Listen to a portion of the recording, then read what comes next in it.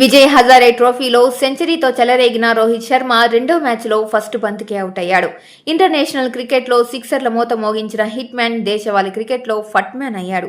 ముంబై, ఉత్తరాఖండ్ మధ్య జరుగుతున్న మ్యాచ్లో మొదటి బంతికే రోహిత్ శర్మ అవుట్ అవడంతో ఫ్యాన్స్ తీవ్ర నిరుత్సాహంలో మునిగిపోయారు. జైపూర్ వేదికగా జరుగుతున్న విజయ్ హజారే ట్రోఫీ గ్రూప్ దశ మ్యాచ్లో ముంబై జట్టు రెండో మ్యాచ్ ఆడుతోంది. సిక్కింతో జరిగిన తొలి మ్యాచ్లో ఘన విజయం సాధించిన ముంబై అదే జోష్తో ఉత్తరాఖండ్తో సెకండ్ మ్యాచ్కి దిగింది.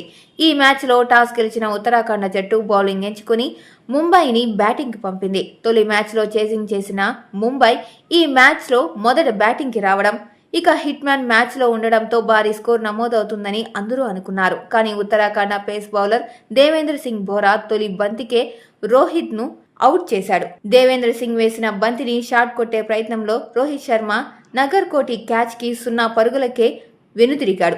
దాంతో ముంబై జట్టు 0 పరుగులకే ఒక వికెట్ కోల్పోయింది. ప్రతి మ్యాచ్ కీలకమైన ఈ విజయ్ హజారే ట్రోఫీలో రోహిత్ శర్మ డకౌట్ అవడం ముంబైకి ఇబ్బందికర పరిస్థితి అని చెప్పొచ్చు. అయితే రోహిత్ అవుట్ అయినప్పటికీ అనుభవమైన బ్యాటర్లు జట్టులో ఉండడం కొత్త ఊరటనిచ్చే అంశం.